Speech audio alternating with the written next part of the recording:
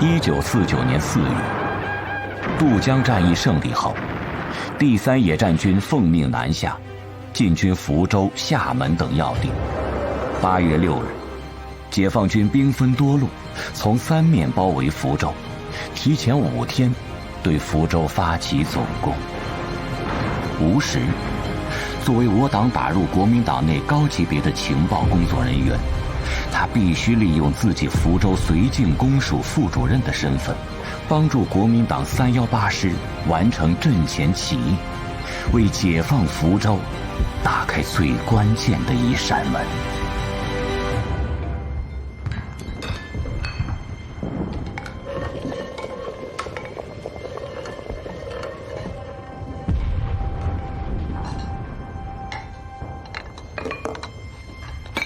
来，张妈。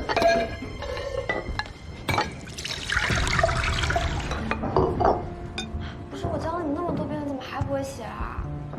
家字太难写了。是这样的吗？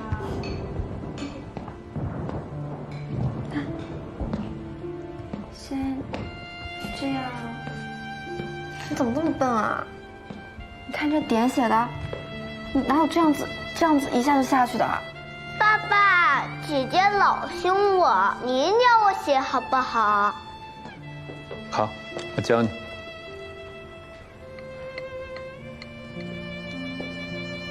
家字不好写，要想练书法，先写飞凤家。家就是屋顶下面一头猪。不是，是屋顶下面3头猪。也不对，是4头，还有你妈呢。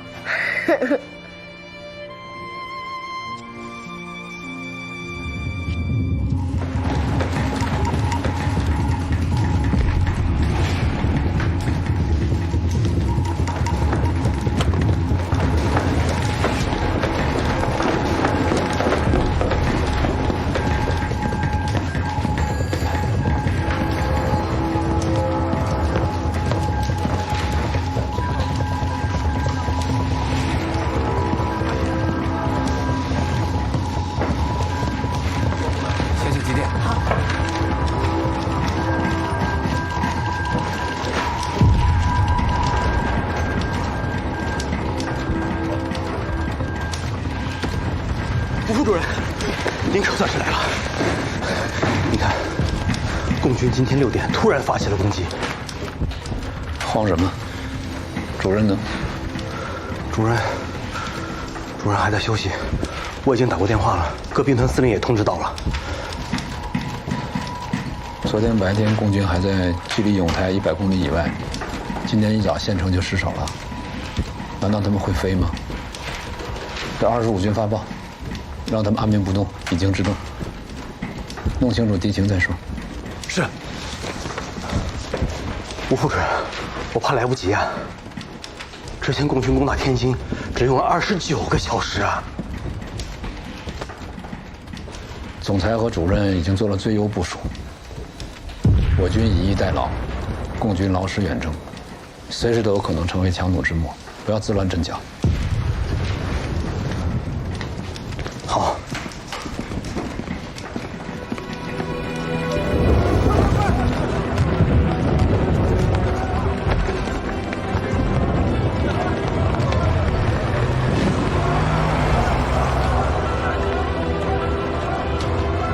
解放军的总攻提前了5天，现在318起义的消息还没送到华东去。攻城时，解放军不知他们是起义友军，必会全部暗地绞杀。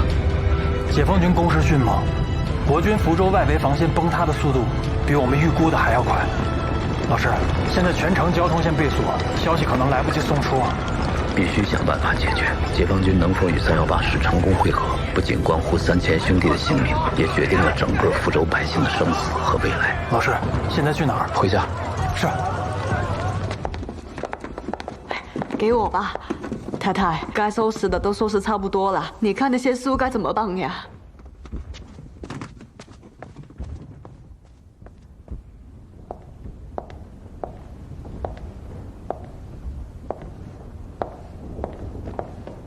哎，水成，你怎么又往外跑啊？跟你说过多少遍了，外面现在乱得很，到处都是溃兵。你自己的行李收拾好了没？快了，我跟同学又有事了，来不及了。你又约什么事儿了？哎，学生，你去哪儿啊？你们俩怎么回来了？也不提前打声招呼。师母，学校不是停课了吗？学生怎么还去上课？我也不知道，整天往外跑，真是不让人省心。妈，啊，怎么了？爸爸，你们看见我的小汽车了吗？走，哥哥带你找去。你玩意放哪儿了呀？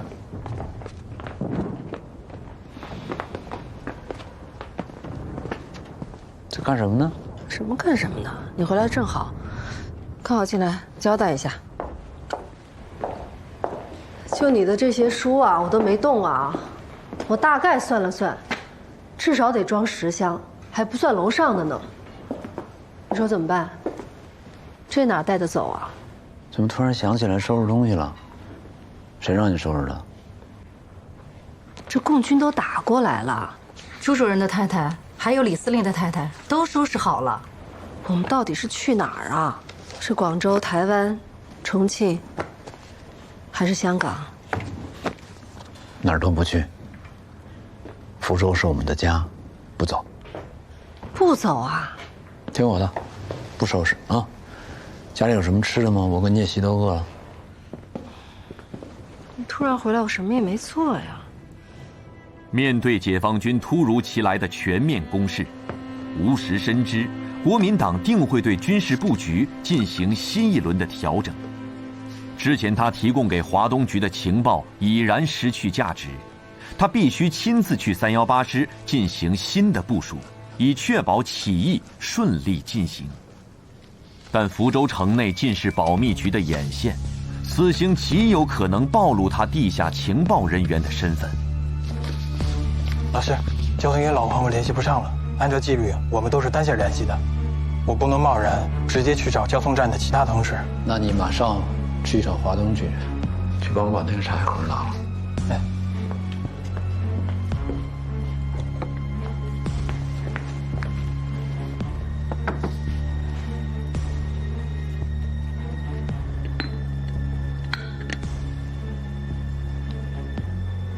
这是318师迎接解放军的联系方式和接头暗号，尽快送到华东去。老师，您要亲自去318师，会不会太危险了？辛苦你跑一趟。是。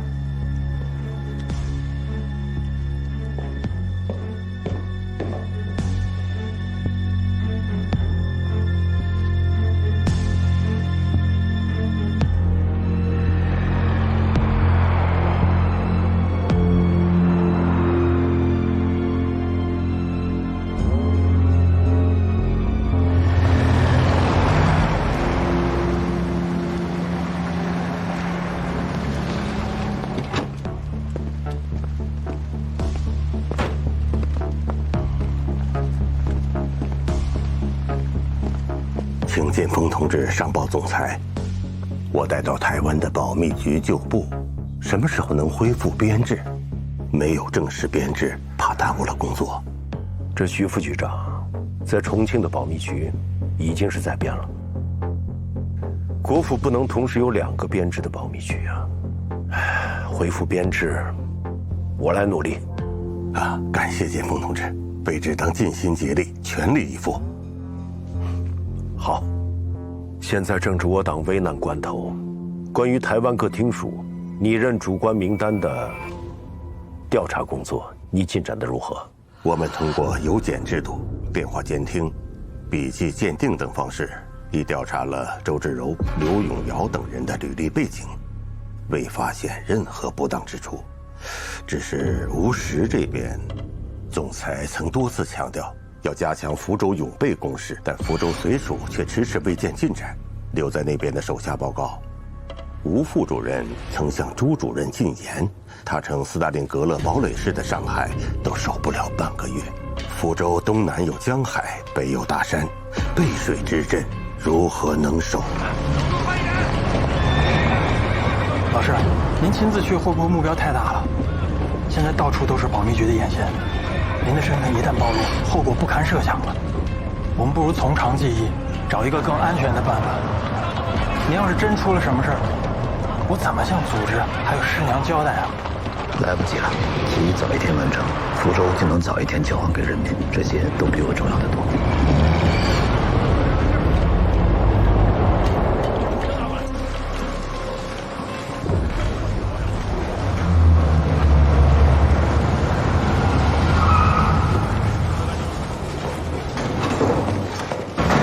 吴副主任找王副市长。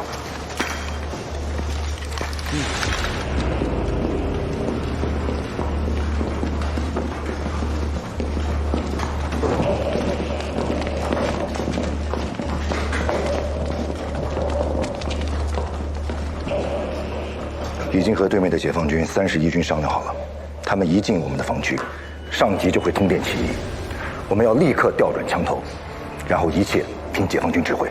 是。到时候啊，我会叫政工室那几个特务到师部一起来开会，打开天窗说亮话。他们要是敢反对，我们就直接扣人。好。报告。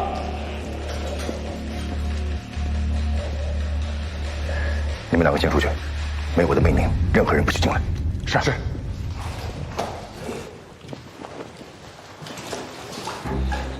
吴副主任，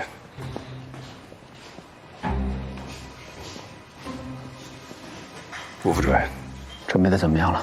夺回宁江起义的消息顺利送出，但解放军的总攻提前了好几天，我们还没完全准备好。现在你能控制多少部队？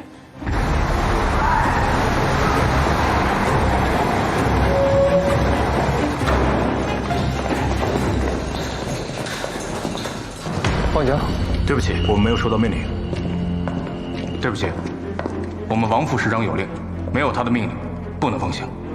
请说明你的任务。你没有权限知道，我命令你们让开。让开！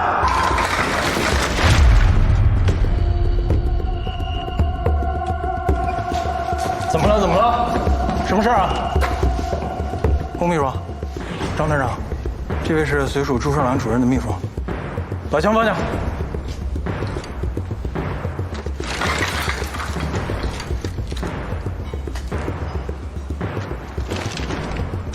怎么了，龚秘书？我有重要任务，我要见吴副主任。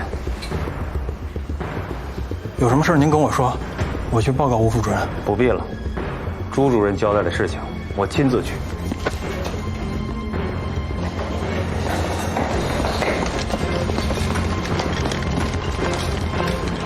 报告，随署龚秘书来了。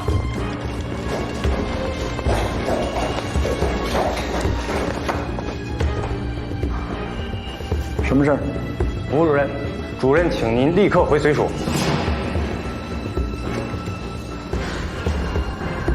好，我知道了。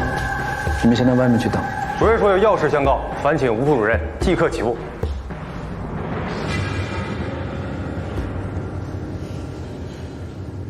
你们怎么知道我在这儿？卑职也是奉主任的命令。好，你们现在只有1天的调整部署时间。我没有交代完的部署，让聂副官接着跟您说。是。记住啊，聂副官，一定要把我交代的部署说清楚了。是。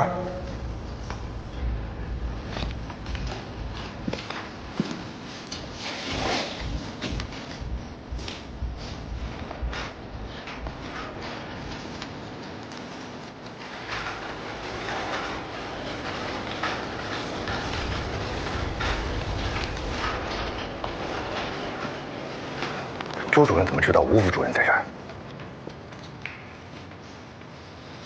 是不是电话线断了呀？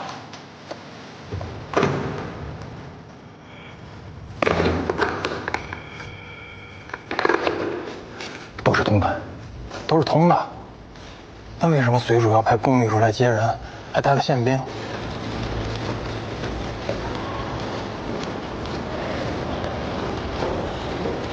吴主任，请您上那辆车。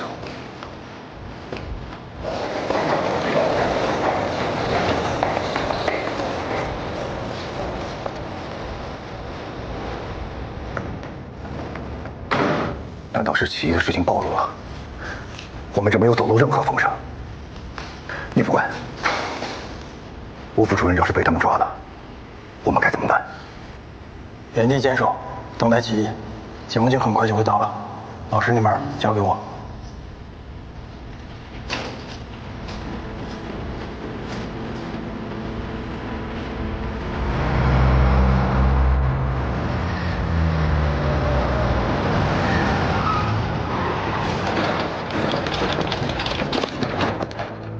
行。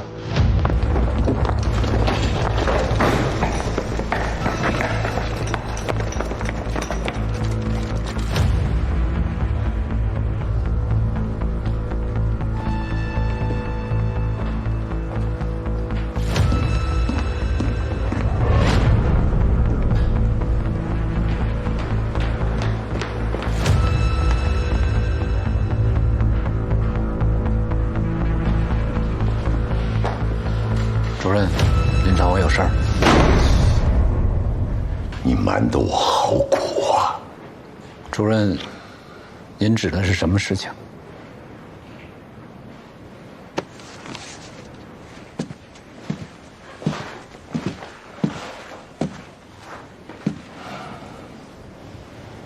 总裁手谕。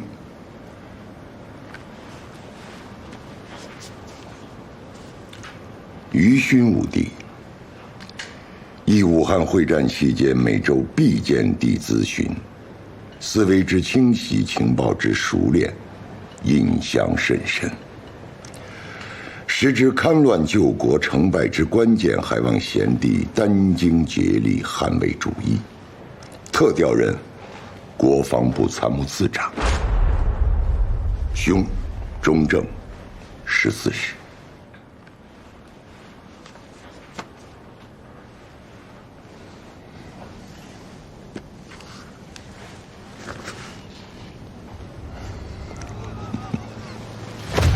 总裁对你颇为赏识，你以为总裁为何点了你的奖？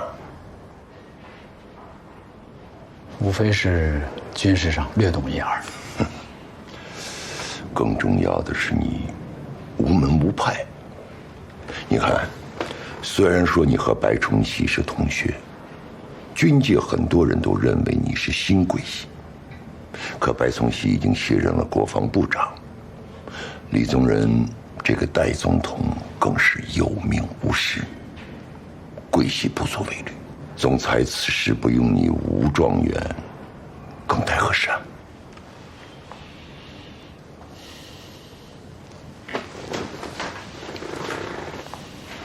全靠主任在总裁面前替吴某美言。跟我没关系，没关系。哎呀，总裁对你委以重任，总归还算是件好事。于兄，以茶代酒，祝老弟前程似锦。主任，我吴某无论将来在哪里，绝不敢忘主任对我的关照和提携。你今日怎么有心去318师部走动？昨日听夫人提起，介师长打算全家搬离福州。介景和不会晚，他可是唐恩伯的亲信。共军现在大兵压境，福州危在旦夕。当下我们正与共军做殊死战，但介师长一向爱惜妻儿，所以我便亲自去318师，想了解一下情况。这老小子，既然他如此怕死，那就把他调到最前线作战。你当时是不是说过当国不忘天理难容啊？老蒋上个月还怀疑您有厌战倾向，怎么会突然让您去国防部当参谋次长啊？眼下您刚去318师，这边任命就下来了，这些实在太过巧合了。老师，去台湾赴任实在不是明智之举。等福州解放，这手谕不过就是废纸一张，您不如踏踏实实的跟师母留在福州，一家团聚，可是你们一直以来的愿望啊。你再跑一趟，把这个情况立刻报告给华东局。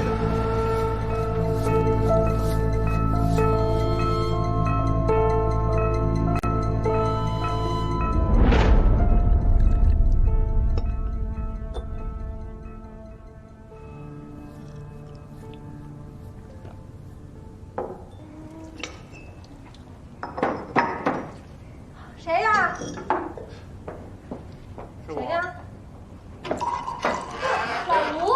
老夫人。哎呀，你怎么来了呀？刚好来福州公干，当然得拜访一下于勋兄和老夫人了。快进去，快进去。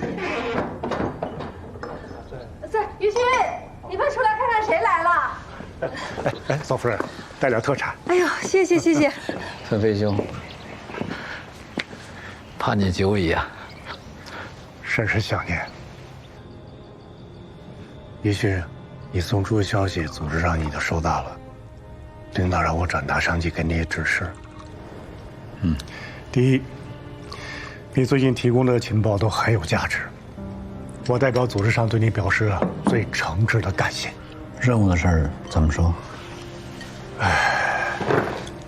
没有硬性任务，是就地起义，还是继续做情报工作？组织上完全尊重你个人的决定。完了，完了。下面是我个人的意见。你说。不要去。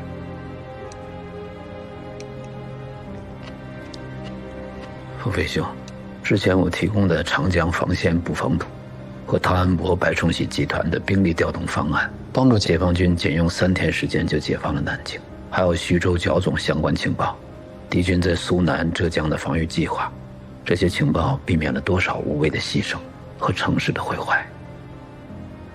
如果当时我就是参谋次长呢？那拿情报会不会更方便一些？现在台湾白色恐怖的程度，比你我所经历的严峻甚多。每天都有我们的同志牺牲，还有更多的无辜群众被当成共谍枪毙。于兄兄，福州眼下解放在即，你要是能够在家乡看见新中国的诞生，那是多幸福的事情！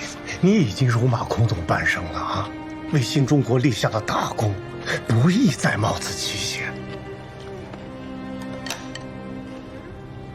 魏兄，我已经反复斟酌和衡量过去和留的利弊了。完成此次起义，迎接福州解放，是我盼望已久的事情。你到台湾，万一出了什么事，嫂夫人该怎么办？孩子们又该怎么办？你这是怕我回不来？你去的是台湾，深入虎穴。分别兄，我已经决定了，我打算让毕奎和孩子们先去香港。你在香港人脉广，路子多，所以我想拜托你多多关照他们。你这是在向我托孤？严重了，我只是想请你暂时的去照应一下。这个忙，你听着，我帮不了。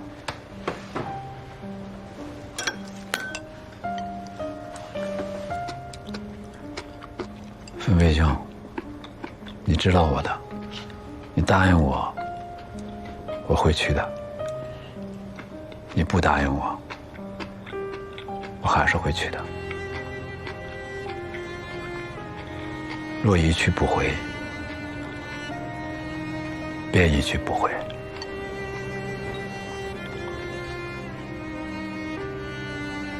人生无怨无悔的事儿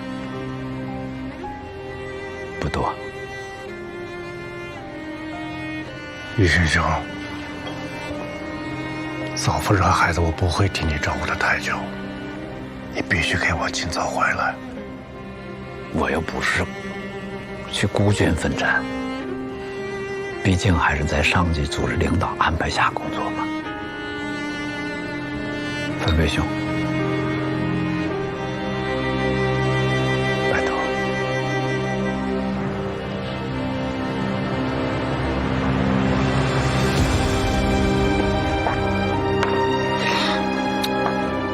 我心跳贝贝啊，走三关，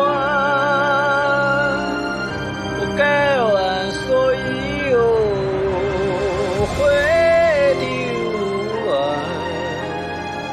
发西凉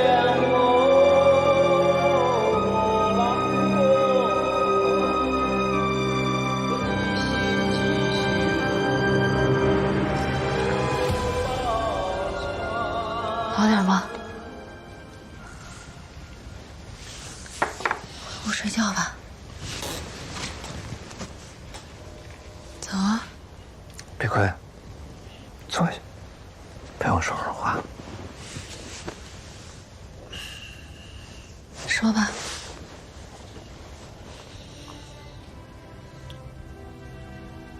对不起，碧葵，你给我生了5个孩子。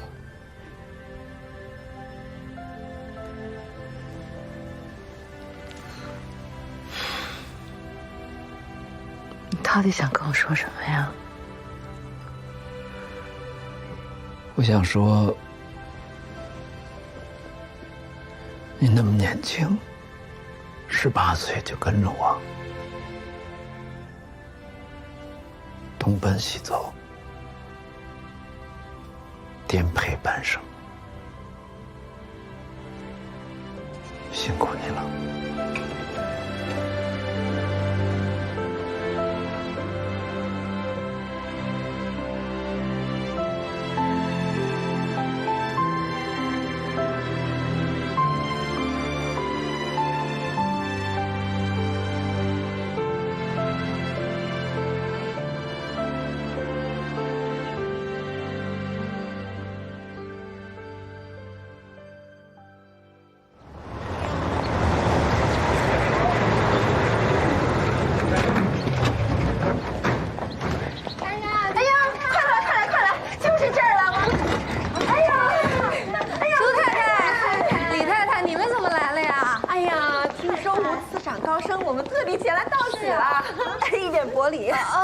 谢谢，要不进去喝杯茶？打扰你们休息了。别小心意，对，望您收下这点心意啊。你们肯定还有很多事情要忙，我们就先不打扰了。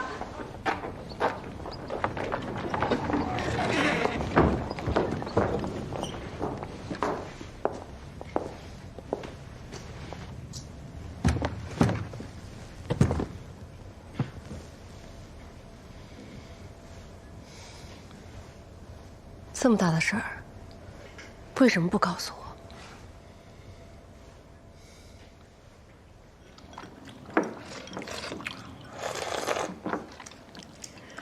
昨天晚上怎么没把我挪到屋里去睡啊？可是我睡在沙发上腰会疼。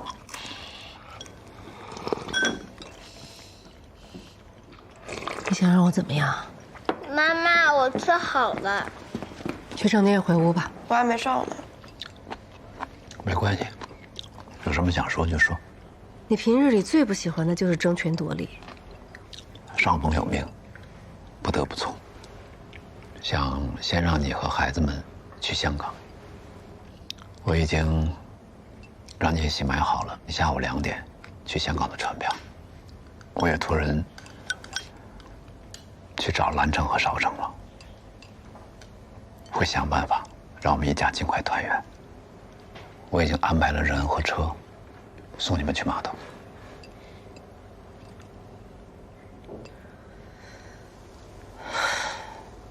行，我不去，我哪儿也不去，就要留在福州。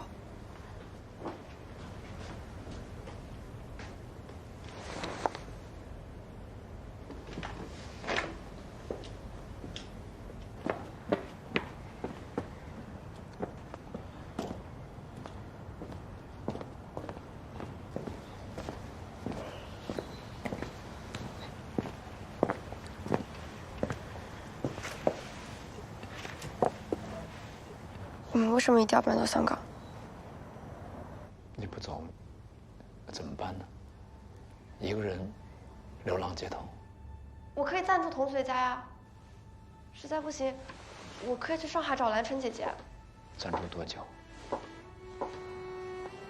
兵荒马乱的，我跟你妈妈不知道什么时候能来接你。福州是我们的家乡，我想留在家乡有什么问题？学成，你14岁了，不再是小孩子了。最近家里面事情多，你要慢慢的学会照顾你妈妈，照顾你弟弟，不能一味的任性。我没有办法代替您当丈夫、当父亲。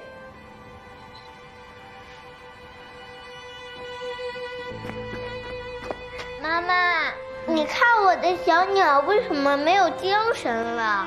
我们一家都要搬家，搬家我也要管。咱不带它，咱也带不了它。不要，我就要带着它。你别不讲道理好不好？妈妈都说了不能带，不能带，带不了。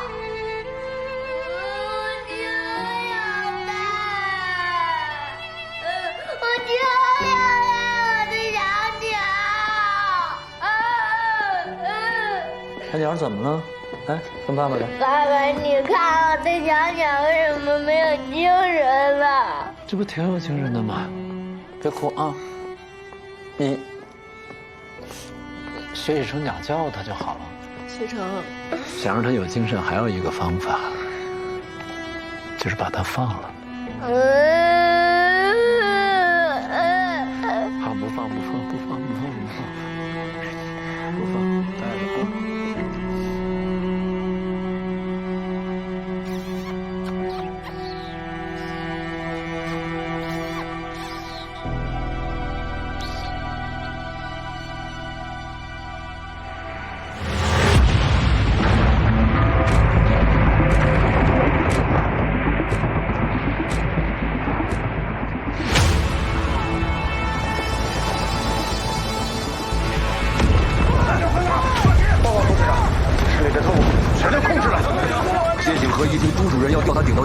立马就带着95师团逃跑了。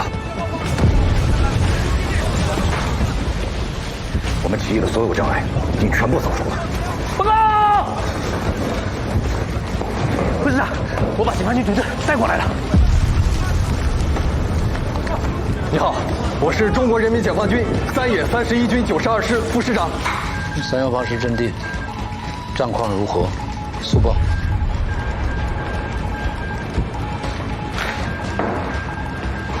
主任，李希啊，你怎么还在这儿？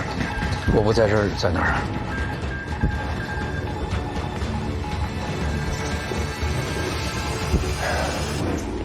真是怕什么来什么。318师认真倒戈，现在福州城区门户洞开，赶紧走，再不走，连机场都守不住了。快快快！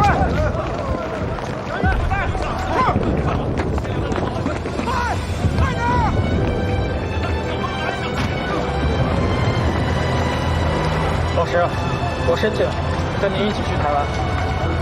你不能去。我要去。申请跟您去台湾，我理由有2。于公，我的任务就是协助您的工作，保证您的安全，我不能当逃兵。于私，我的信仰是跟随您建立起来的，我不放心您一个人去。你走了以后，阿美怎么办？爸妈怎么办？我都安排好了。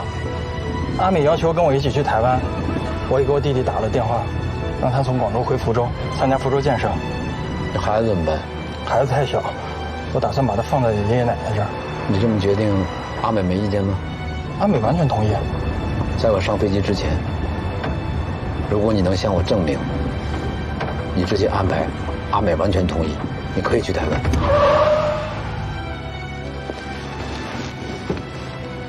老师，如果您不同意我一起跟您去台湾，我就算游泳也要游过台湾海峡去找您。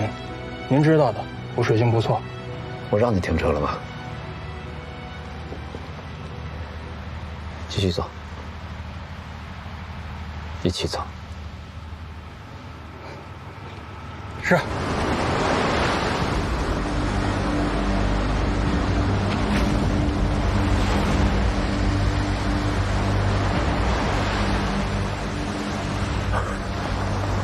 父亲，福州可能要守不住了。汤恩伯不是从全省各地固若金汤吗？如今福州竟连10几日都撑不住，怎么回事啊？318师师长谢景和听说自己要被调到前线，便临阵逃脱。王副师长带领3500余名官兵临阵倒戈，导致福州东门大开。谁批的调令？父亲息怒，调令是朱主任亲批的。但蹊跷的是，调令下达之前，吴副主任亲自去318师部阻逼他。传闻这吴副主任在陆军大学执教期间，王副师长曾受教其门下。吴石，不可能！听，你把吴石的家眷一起带来台湾。好的，父亲。主任，嫂夫人和孩子呢？在飞机上呢。哎，刘汝明呢？早跑厦门去了，这会儿还等谁呀？来了。哎呀，老吴啊，你快点儿啊！德强，跪下了，就等你了，你可算来了你。那咱们台湾再聊吧。好，我先上去，好，主任，您这是专程来等我吗？感谢。不只等你一个人。哦，还有谁啊？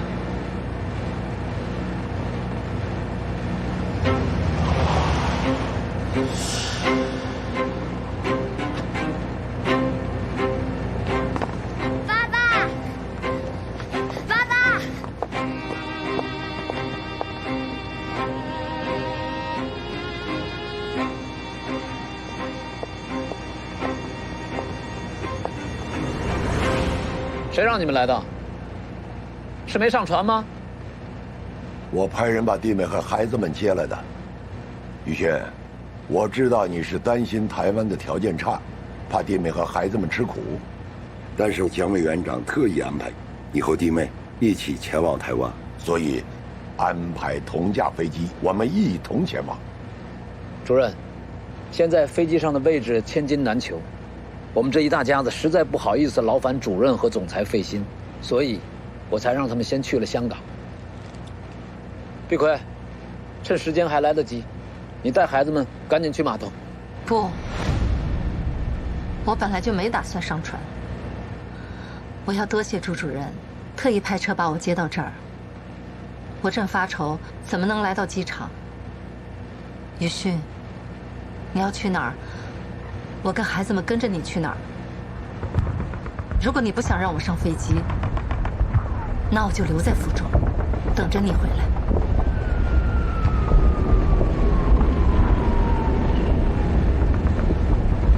好了，先上飞机。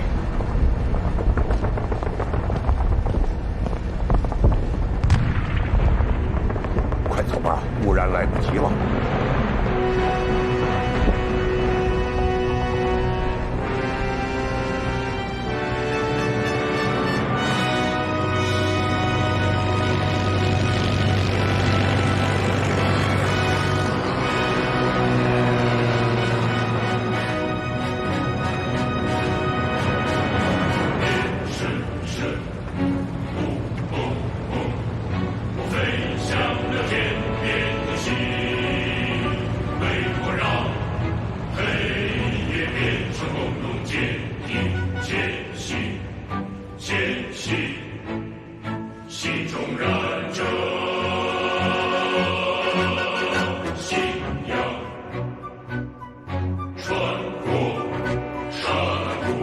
1949年，解放战争进入尾声，随着国民党军退守台湾，有许多像吴石一样的热血儿女也随之赴台，隐姓埋名，展开了艰苦卓绝的地下工作。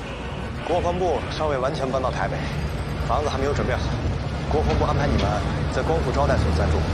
姐夫，也就您能干出这么洒脱的事儿，要是让陈诚长官知道您用他刚送的新款别克送副官，非得气死不可。宇勋，会不会得罪人？没事儿，别太担心。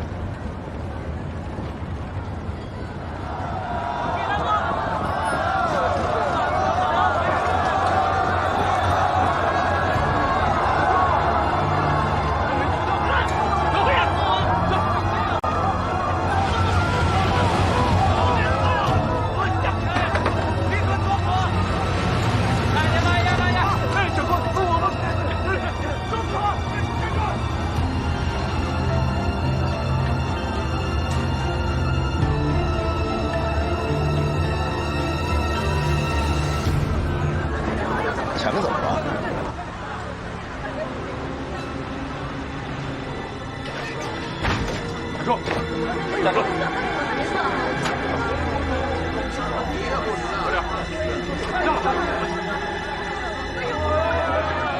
跪下！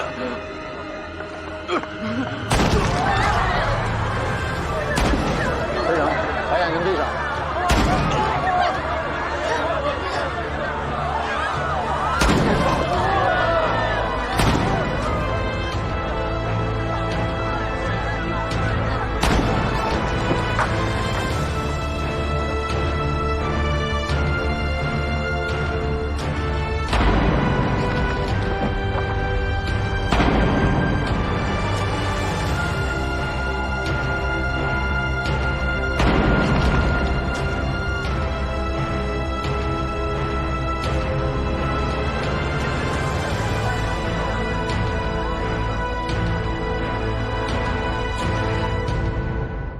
1949年，香港因受英国殖民统治，形成了独特的混杂性社会结构，也成为中共获取战略物资、人员中转以及情报传递的重要枢纽。中共地下党员万景光，利用永春堂药店作为掩护，秘密建立起华东局对台工作委员会，直接领导吴石所在的台湾地下情报小组。同年8月，金门登陆战役迫在眉睫，上级要求万景光采购大量盘尼西林运往前线。因组织外汇紧张，他委托中共驻港联络员朱峰，希望他利用其香港合众公司财务主管的身份完成此次的艰巨任务。但是朱峰做梦都没想到，他会成为吴石的交通员。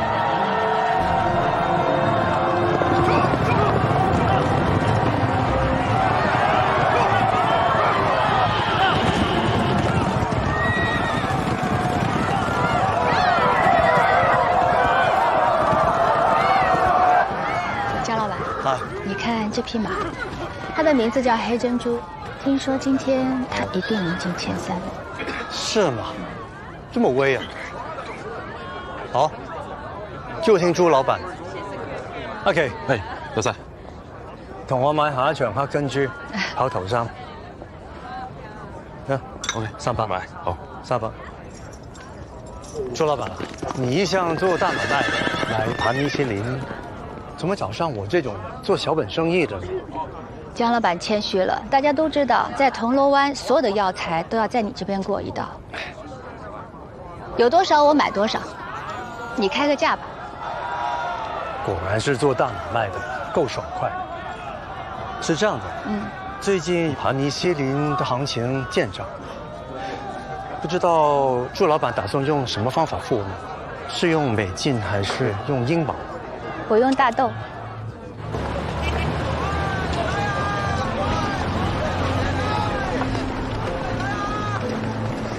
师傅，就是这儿。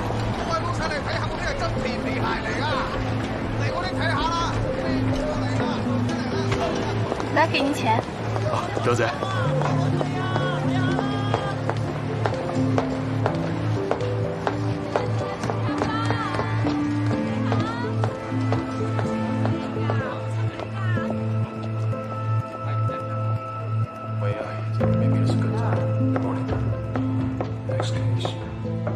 进来。楚姐，江老板那个英国佬坐地起价，说有其他人想买这批盘尼西林，要违约涨价。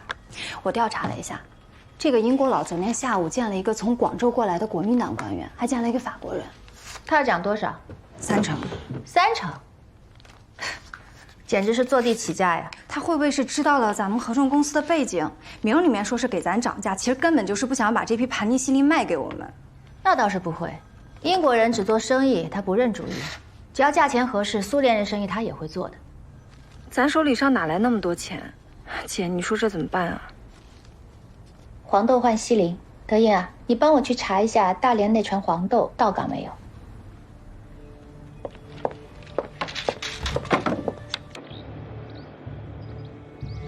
建峰同志，您让我调查的是一伙初步进展。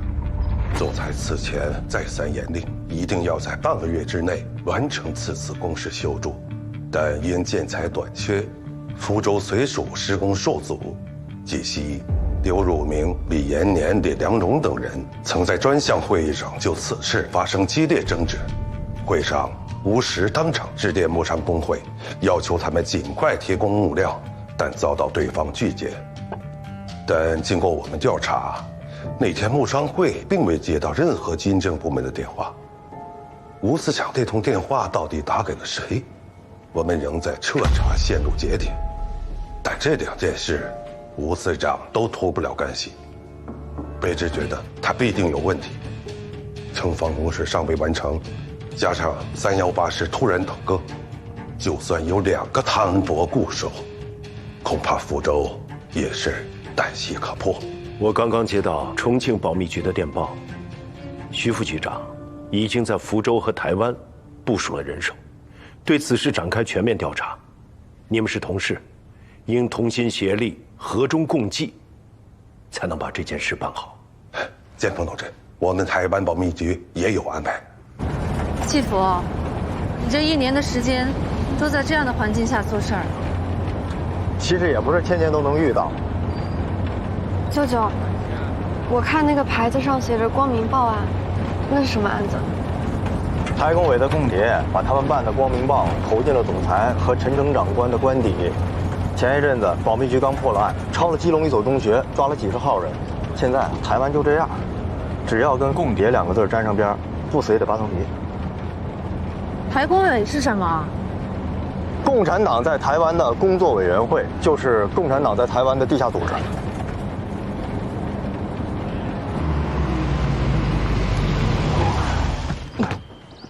临时征用的房子，门牌都没来得及换。来，来，先生。爸爸，你刚才为什么捂住我的眼睛？哦，刚才要放炮仗，爸爸怕你害怕。那姐姐和小鸟捂住眼睛了吗？我没闭眼睛，我都看见了。姐姐，你看见什么了？学长，快上楼。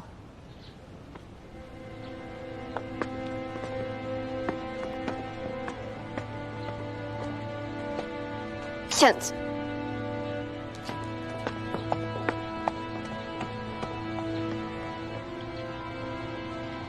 县长，走。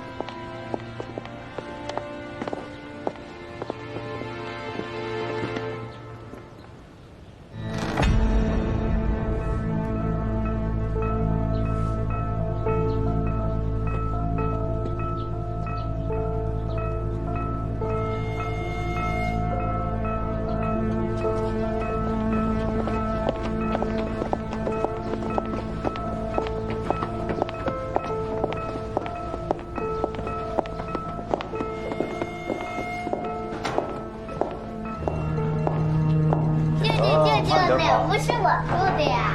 来，你看这屋就是你跟姐姐的房间，喜欢吗？喜欢。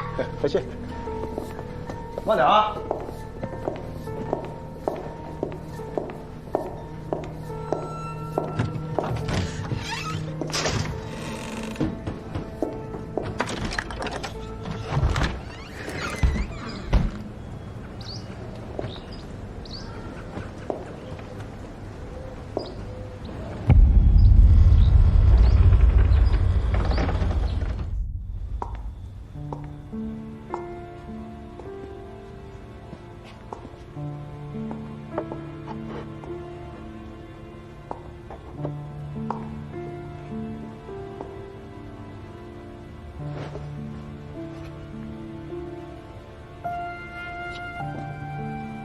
雨勋，我是不是不应该带着孩子们跟着你一起来台湾啊？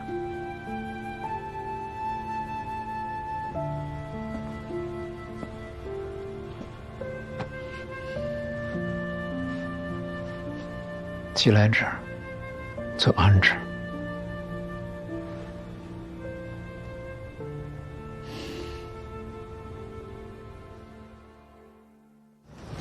好看点吗？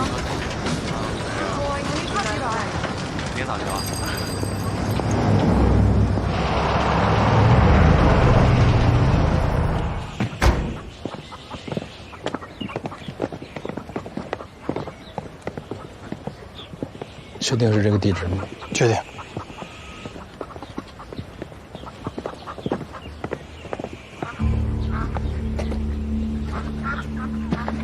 把车开走。我人就在附近。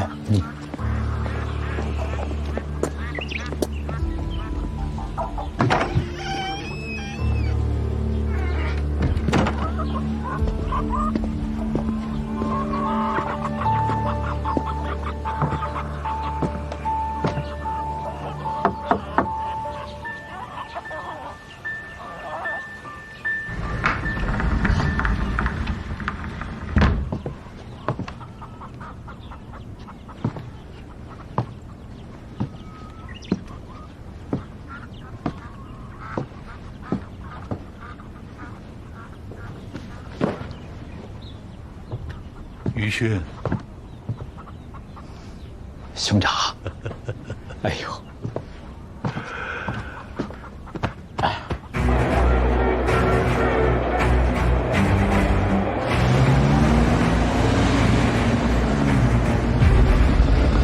总长，昨日吴次长与些妻儿顺利入住招待所，次长一家行囊减少，居所也暂时未见外人造访。不过卑职察觉，次长夫人和女儿对来台之事似乎颇有不满。吴次长刚从大陆过来，那边局势复杂，共谍猖獗，他现在又身居要职，掌握核心机要，卑职定当继续严密监察，不放过任何一个细节。你只管依规矩办事。是，卑职定当尽心竭力。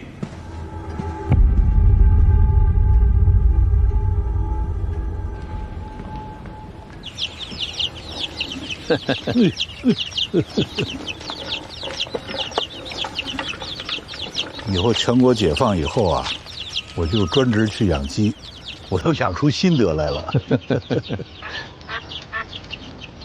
孩子们怎么样啊？小康也过来了吗？小康留在上海了，在军管会工作。老大老二都过来了，在盐务系统任职。哦，女儿何佳和女婿都过来了。何佳也过来了。过来了。老大老二在盐务系统，那很好啊，既可以掌握民生命脉，又可以方便出入台湾，是很好的养护身份。告诉你一个好消息，你来之前呢，我刚刚得到了消息，咱们的家乡福州已经解放了。真的？那还真是太好了。于勋，这里边也有你一份功劳。我有预感，有了你的加入，台湾解放指日可待。于勋啊，我现在好像都能听见咱们解放军吹响了台湾解放的号角。这一天啊，我已经等得太久了。中华民族经历了太多的苦难和屈辱了，是到了挺起腰杆的时候了。长夜将近，黎明破晓，一个全新的中国很快就要诞生喽。所以啊，你这次来台湾，只用管好一件事，搞情报。我们花了3年的时间，在台湾建立起一张情报网，它会自动的把情报送到上级手里。我呢，给这个情报网起了个名字，叫东海情报小组，上级也批准了。于勋啊，东海情报小组，欢迎你正式加入。敌人一直把我说成是近代政治上最喜欢兴风作浪的捣乱分子啊！现在有了你吴状元打头阵，一定能够在东海掀起大风浪了。胸中快垒正许久，东海可揽北斗镇。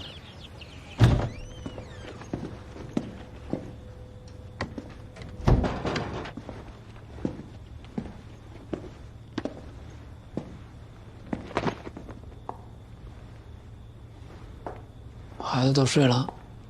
这都几点了还不睡啊？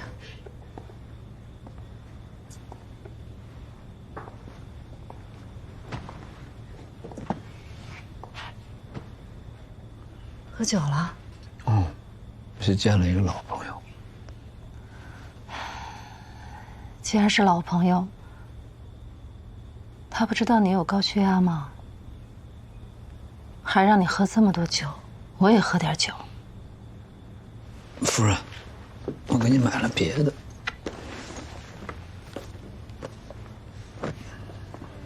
这本《乔海棠》，我知道你还没看完，就来了台湾了，所以给你买了一本。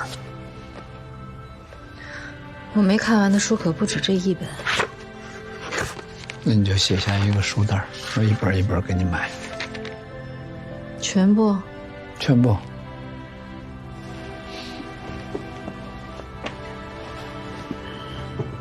邵成已经22岁了，眼看就到了成家立业的年纪。兰城一个姑娘家，自己在上海，工作生活都需要你帮着拿主意。还有学成和建成，他们正是需要父亲陪伴和教导的时候。别再喝酒了。知道了。难道你不想儿孙满堂，承欢膝下吗？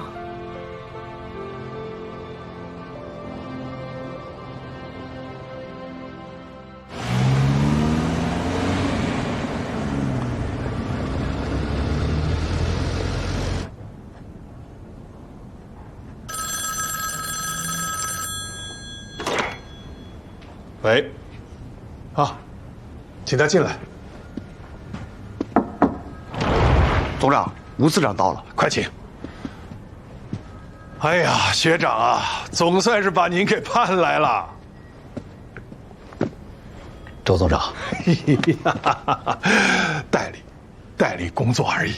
过谦了，当下除你之外，还有谁能担当此任？顾总长辅佐总裁前往广州主持大局，我不过是奉命临时代管国防部参谋本部在台湾的各项事务而已，岂敢擅称总长啊！我不管，我就叫总长。好，我就当学长是叫我这个空军总司令了。来，坐。哎呀，最近有没有趁着上任之前去会老朋友啊？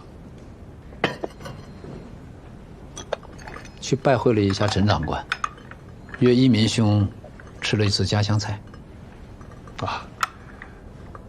我记得学长跟何穗是世交，没有见他吗？一直有书信往来，但是来了台湾以后，还没来得及见面。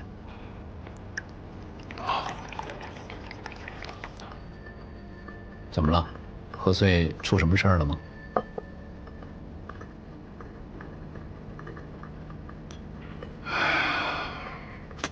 我是听到香港的内部消息，说何穗的小儿子何康在上海军管会农林处任职，被记者拍下来了。我知道你们两家交往甚密，我是怕学长不明就里被牵扯进去。我可不想学长满腹才学，没有用武之地啊！本来还想打算约他叙旧呢，多谢总长提醒。眼下这个战局的发展呢，着实让人捉摸不透啊。前几个月还打算划江而治，如今政府就一退再退，此番总裁让我管理这个国防部的事务，是福还是祸呀？依我之见，总长一段时间内可高枕无忧。哦，学长有何高见呢？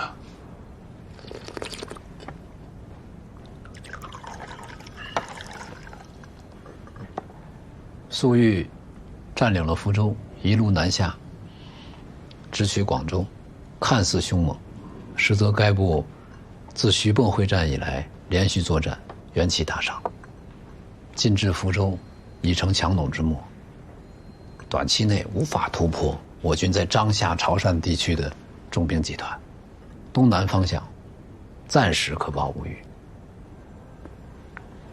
华中倒是必有一场恶战，林彪休战已久，对湖南志在必得。但是守贵必先守乡，李宗仁代总统不会坐视不管，白建生、小诸葛也不是浪得虚名，无需总长督促，必会拼死抵抗。所以我说，一段时间内可高枕无忧。哎呀，总裁真是有识才之能啊！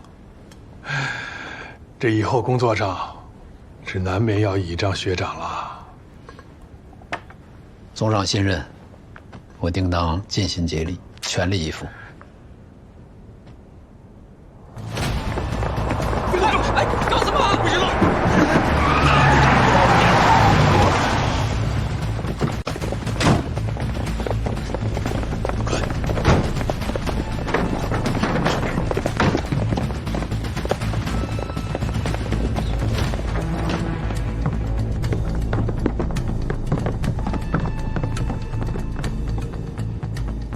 师长，人肯定没走远，药还接着呢。守株待兔吧，一组守前门，你带着2组守后院，注意，不要留下痕迹。是。快查一下。是。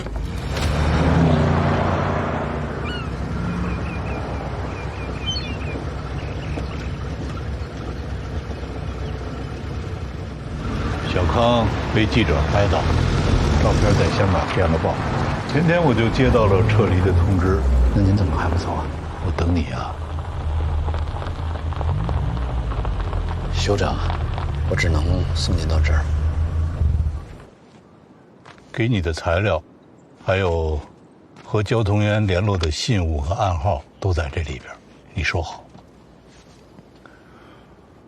交通员叫张浩，也是老地下了。他现在的身份是轮船公司的大副，电台就藏在船上，出海的时候才用。所以像测向台、查电表，都找不到他，很安全。这个电台是用于紧急联络的，平时不启用。好，如果有重要情报和紧急情况，我再启用它。你在台湾有什么困难，可以去香港永春堂药店找万景光，万经理。还是用这里的信物和暗号。我回头跟他联系一下，把你的情况告诉他。记住啊，和他接头必须是你本人去。明白了。我呀，最近一直在查，究竟是谁在2周之内渗透了基隆工委，以致基隆工委全军覆没。查到了吗？这个人叫古正文，是保密局侦防组组长。今后如果你跟他打交道，记住，千万不可小觑。知道了。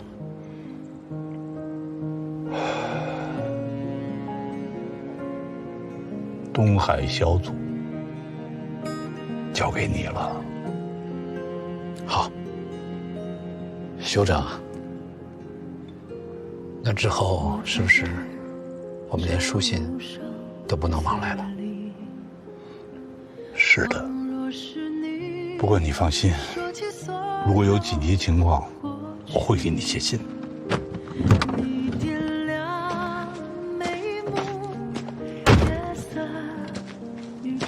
何遂临别前告诉吴石，9月21日，中国人民政治协商会议第1届全体会议已将北平更名北京，并定为首都。1949年10月1日，新中国建立的伟大时刻就要到来。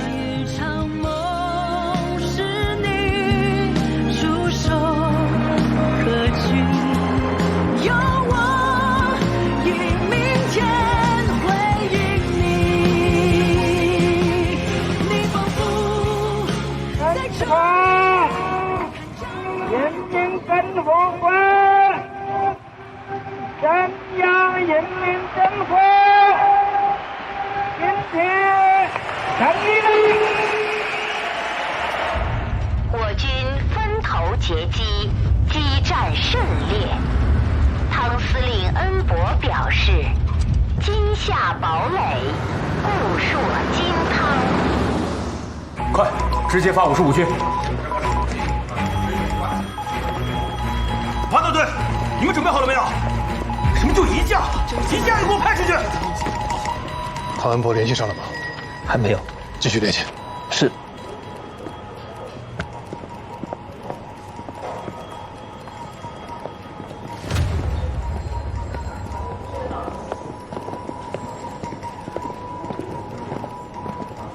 学长，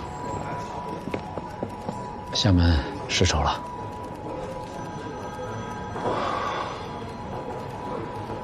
汤恩伯不是说他的厦门要塞固若金汤吗？不是说守个3年5年都没问题吗？这才3天。共军用佯攻牵制了汤司令跟预备队，趁机在北半岛建立登陆场。陈长官也是接到了厦门电信局局长的电话，才知道共军已经攻入市区了。伤亡情况怎么样？部队能撤出来吗？报告，目前可以确定，北半岛第74、182两师以及市区和鼓浪屿第29师全军覆没。南半岛第68、96军余部凶多吉少，只有166师比较完整，随汤长官撤到了金门。保守估计伤亡接近。停。伤亡接近300人。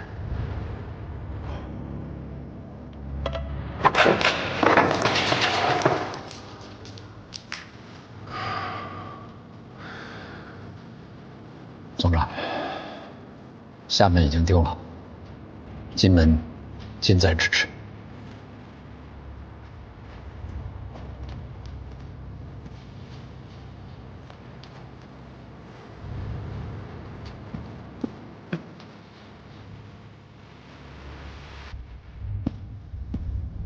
偌大一个岛国，居然派不出一支部队驰援金门。陈长官，胡琏的12兵团此刻在何位置？应该快到舟山了吧？胡琏所部如果能驰援金门，当然是最佳方案了。可是名义上，12兵团仍归薛岳将军指挥，我不便调动啊。报告，总裁急电。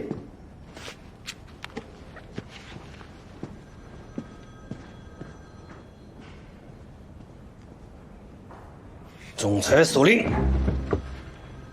即日起，胡琏兵团划归东南军政长官公署指挥。委婉，你亲自给胡将军发电，令12兵团18、19两军调转船头，赶赴金门。是。总算解了燃眉之急啊！哎呀！于兴兄啊，你这次又和总裁想到一块儿去了，不愧是总裁钦点的武状元啊！陈长官过奖了。此公用兵向来果决，学长也不必过谦啊。总而言之，如今我军在金门突然有了6万多精兵强将，而共军既无海军也无空军。就算他们叶飞10兵团的10万兵马都砸到金门岛，也必然是有来无回呀！诸位，不遇的这记回马枪，切记要悄无声息才能杀得漂亮。今天的会议内容，仅限在座的诸位。此公尽管放心，我们当中难道还会有共谍？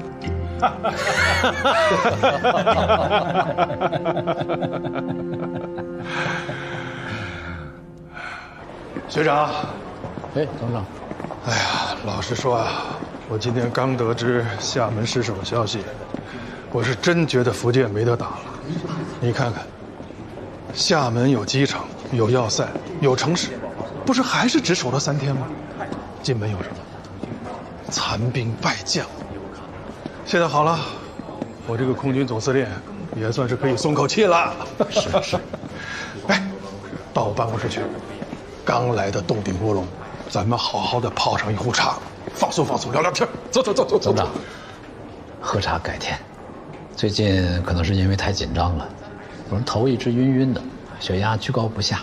我跟您告个假，抽空去医院看看。哎呦，那得赶紧去啊！你都说了好几宿了，咱们现在这个岁数啊，不比保定军校那会儿，是身体要紧。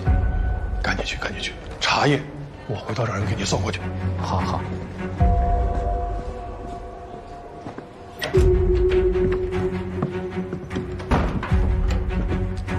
马上联系老张，赶紧换编程。老师，今天不是接头的日子，这么临时安排，准备的不充分，我怕会有问题。来不及了，陈诚已经下令，让胡连2个军增援金门，金门守军的兵力陡增了3倍。渡海登岛作战就是解放军最薄弱的环节。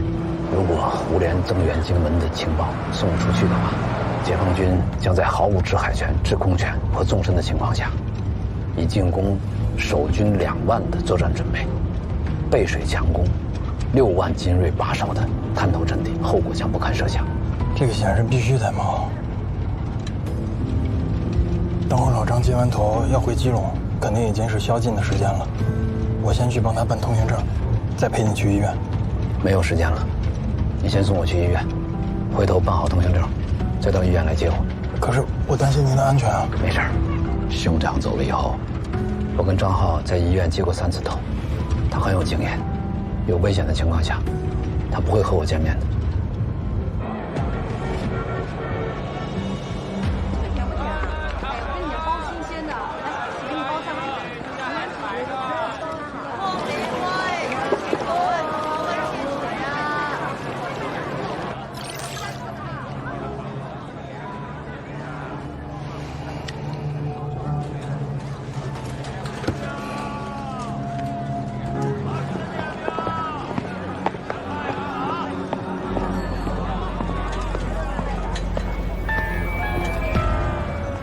张浩，你到底要见个谁了？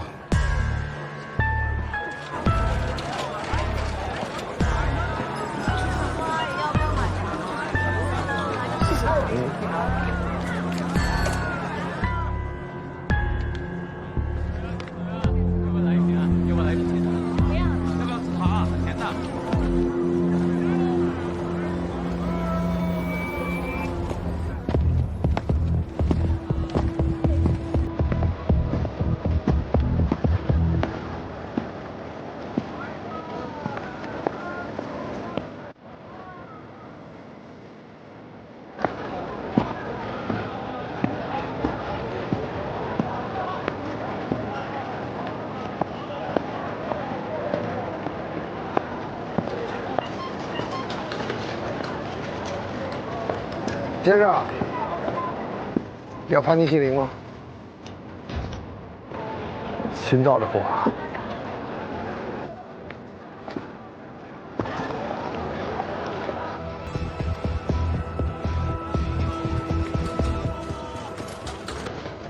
5次伤。心脏的货。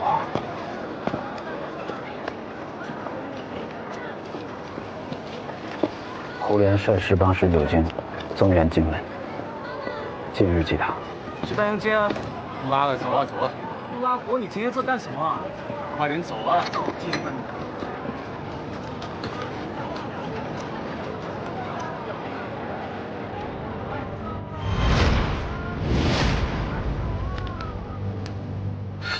臭货！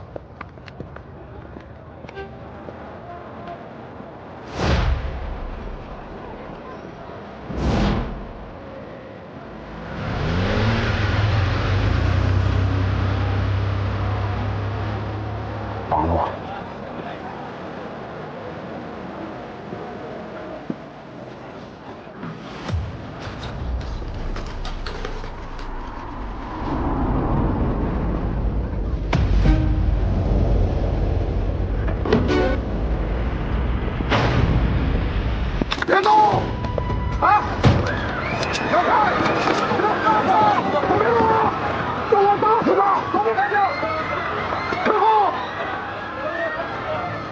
别耽误次长。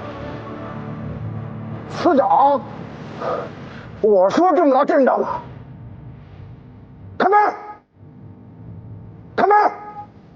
开门！好，好，你别冲动。快点！退后！站住！站住！开枪！快点！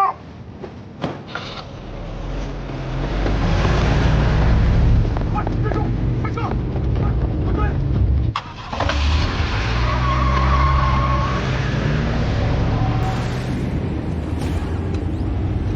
有我在，他们不敢开枪。董明华，是我大意了。没有，多亏你发现了。怎么砍死我？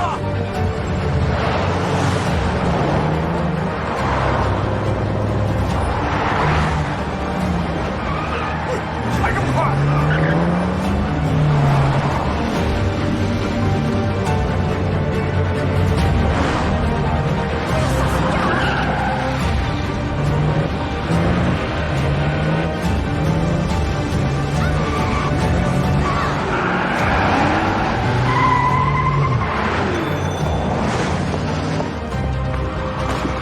别开枪！陆司长在车里。快走，快走！组长开枪了！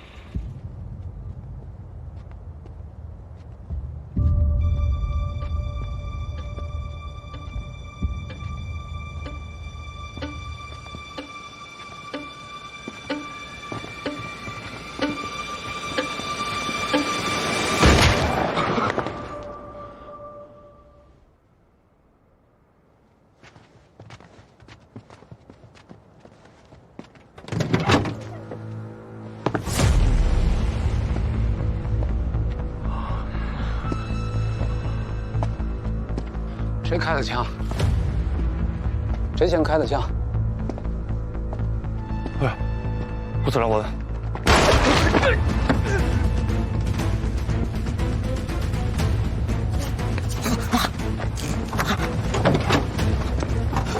陆司长，陆司长，是我开的。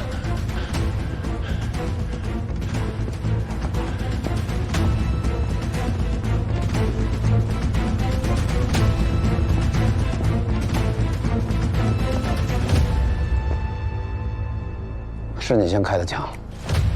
是，属下是保密局侦防组组长谷正文，御驾不严，让您受惊了。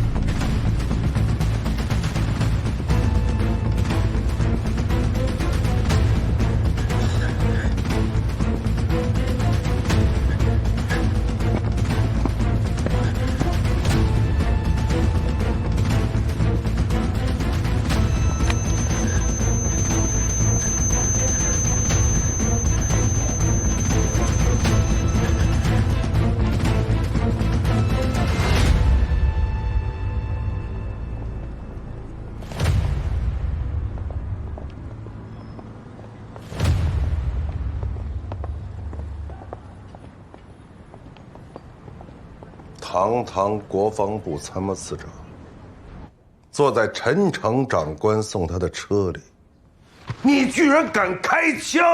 谁给你的胆量啊？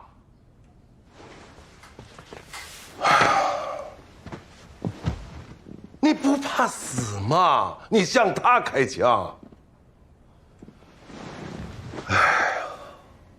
国防部一共也没有几个参谋次长，怎么就那么巧出现在共谍接头的地方？怎么就那么巧被共谍给挟持了。您真觉得这是巧合吗？我们对张浩在基隆的住处进行了监听，他接到一通电话之后，马上按照电话里的指示赶往台大医院，要以贩卖盘尼西林的名义进行接头。我们怕打草惊蛇，提前赶往医院设伏。当天，张浩一共向4人贩卖过盘尼西林，其余的3个人都已经带回侦防组进行调查，基本可以判定没有通共嫌疑。目前嫌疑最大的就是吴氏次长。电话的源头你查到了吗？吴次长跟张浩的谈话内容你听到了吗？还有，从张浩身上你找到什么证据了吗？都没有，那就是口说无凭。你让我怎么跟上峰交代？那个男人用的是公用电话，并且声音经过处理。行了，可见对方之狡猾。下去。是。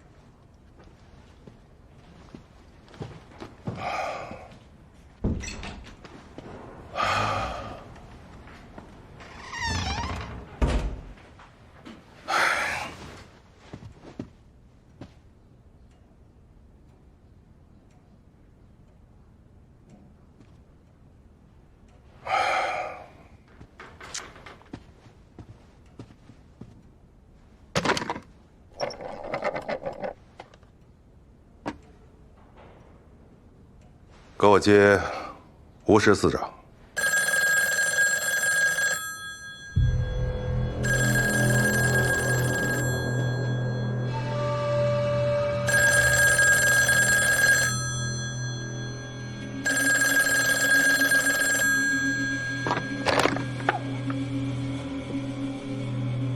吴次长，我是马润凤。